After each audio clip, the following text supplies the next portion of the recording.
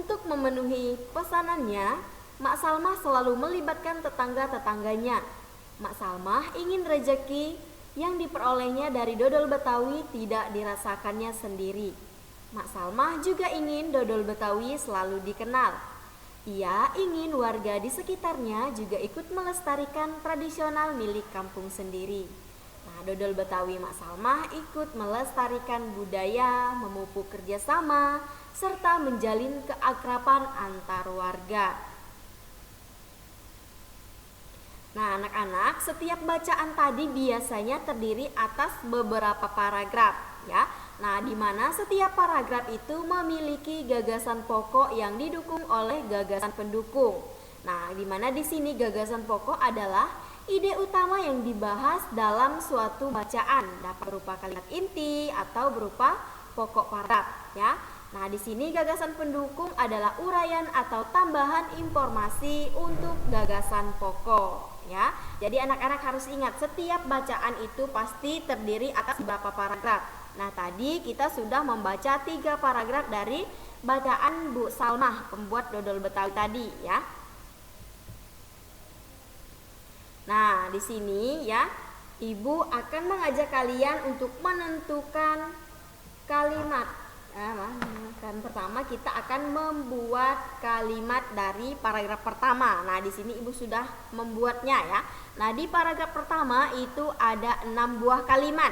Nah, di sini kita akan menentukan mana yang kalimat pokok, mana yang termasuk gagasan pokok dan mana yang termasuk gagasan pendukung ya.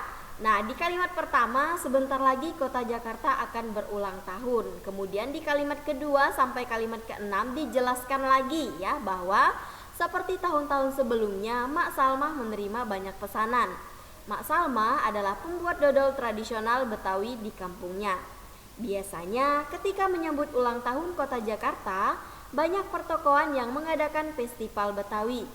Makanan Betawi menjadi jajanan di festival. Kerak telur, bir pletok, dan dodol Betawi menjadi primadona makanan dalam menyambut Dirgahayu Jakarta. Nah, jadi anak-anak, ini adalah ke-6 buah kalimat yang terdapat di paragraf pertama ya.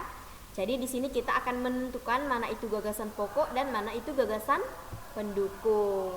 Nah, di sini yang termasuk ke dalam gagasan pokok itu adalah kalimat nomor 1 atau kalimat yang pertama ya.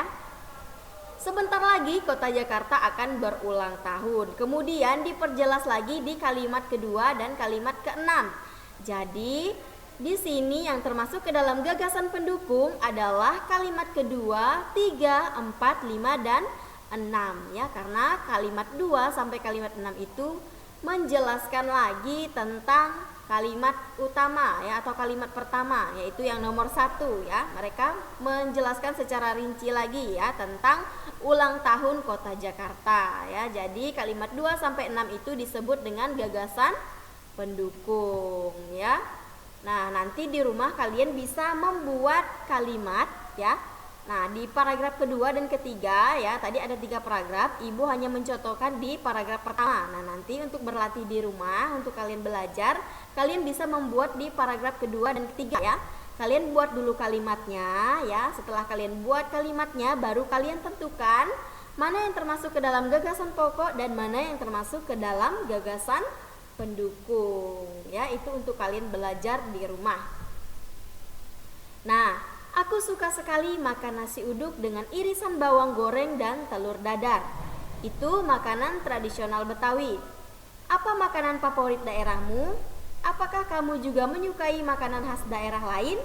Bagaimana pendapatmu dengan beragamnya makanan khas negeri kita? Nah, anak-anak, di kampung kalian ya atau tempat tinggal kalian yang sekarang mungkin ya, setiap daerah itu memiliki makanan tradisional ya. Nah, seperti ibu asalnya dari Kapuas Hulu ya. Nah, kotanya Kota Putus Sibau ya, Kabupaten Kapuas Hulu. Jadi di tempat ibu makanan khasnya itu adalah kerupuk basah ya. Nah, anak-anak pasti pernah mendengar makanan Kapuas Hulu ya. Nah, makanan ini lumayan terkenal ya sampai ke Pontianak. Bahkan banyak sekali yang menyukai makanan kerupuk basah ini ya. Nah, kerupuk basah ini merupakan makanan dari daerah ibu ya, yaitu makanan orang Kapuas Hulu ya. Biasanya di sana itu kami atau ibu memanggilnya itu dengan sebutan temet ya. Jadi kerupuk basah itu adalah bahasa Indonesianya. Kalau bahasa Ulu ya, kata ibu, karena ibu orang Ulu ya, itu kami menyebutnya dengan temet ya. Jadi kerupuk basah ini bahan-bahannya itu dia terbuat dari tepung ya, menggunakan tepung, bawang merah, bawang putih, kemudian garam, micin. Kemudian bahan dasarnya itu adalah daging ikan yang segar ya, daging ikan yang sudah digiling atau yang sudah dihancurkan, yang sudah dipisahkan dari tulang-tulangnya ya. Nah, biasanya di sana itu menggunakan ikan toman dan ikan belida ya. Nah, itu paling terkenal di sana ya untuk membuat makanan khas dari tempat daerah ibu tadi ya, yaitu kerupuk basah. Nah, sekarang kita akan melihat beberapa makanan ya dari daerahnya masing-masing. Nah, tahukah kamu bahwa banyak sekali makanan khas daerah di negeri kita ini? Berikut adalah beberapa contohnya. Ayo kita kenali beberapa di antaranya. Oke, makanan yang pertama. Nah, ini adalah sega jamblang atau nasi jamblang dalam bahasa Indonesia. Ini adalah makanan khas dari Cirebon, Jawa Barat. Nah, nama jamblang berasal dari nama daerah di sebelah barat kota Cirebon ya. Nah, jadi ini adalah makanan atau nasi jamblang ya. Nah, ini adalah bahasa Indonesianya ya anak-anak. Nah, nasi jamblang ini itu adalah makanan khas dari Cirebon, Jawa Barat ya. Nah, kalau kalian misalnya ingin makan nasi ini bisa ya. Mungkin kita bisa pergi ke Cirebon atau ke Jawa Barat ya untuk mencicipinya. Karena ibu rasa kalau di Pontianak itu tidak ada ya. Ibu belum pernah mendengar sih, mungkin ada, cuman ibu belum pernah makannya ya. Nah, kemudian ini yang kedua itu adalah nasi pecel. Nah, anak-anak, nasi pecel ini adalah sarapan kesukaan masyarakat Madiun atau Jawa Timur.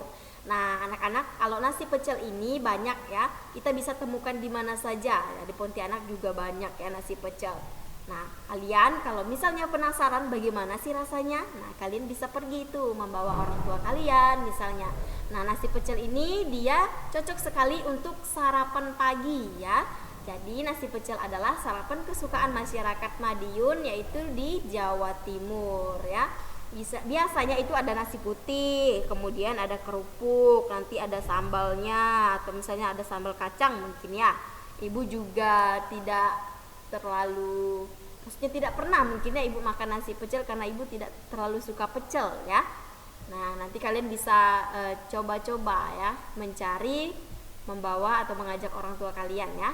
Nah, kemudian ini dia anak-anak, lontong sayur. Nah, lontong sayur ini sangat mudah kamu temui di Jakarta dan Jawa Barat sebagai menu sarapan favorit. Nah, anak-anak, lontong sayur ini ya sangat mudah untuk kita temukan ya. Bahkan di Pontianak juga banyak kok lontong sayur. Cuman mungkin ya rasanya itu berbeda-beda ya. Nah, kalau di Pontianak mungkin berbeda dengan rasa yang ada di Jakarta atau di Jawa Barat karena pengolahannya mungkin sama, tetapi mungkin bumbu-bumbunya saja yang berbeda. Itu yang menyebabkan mungkin rasanya itu tidak sama atau tidak seenak makanan di daerah asalnya ya. Karena jika makanan itu dibuat dari orang yang memang berasal dari daerah tersebut, mungkin itu lebih enak ya. Jadi lebih dapat gitu rasanya, lebih nikmat ya dibandingkan misalnya kita di Pontianak ini ya, karena memang bukan daerahnya ya yang membuat makanan ini tadi. Nah, kemudian yang selanjutnya itu adalah nasi krawu ya. Nah, nasi krawu adalah makanan khas kota Gresik yang terbuat dari campuran nasi dan daging sapi dengan kadar minyak yang cukup tinggi. Nah, anak-anak, untuk seumuran kalian itu tidak terlalu baik ya jika mengkonsumsi banyak makanan yang mengandung minyak ya, itu tidak baik. Itu tidak sehat ya. Jadi kalian boleh kita makan makanan yang mengandung minyak, tetapi jangan sering ya. Jangan terlalu sering karena itu tidak baik untuk kesehatan ya. Kita bisa sariawan, panas dalam, kemudian juga bisa batuk-batuk ya.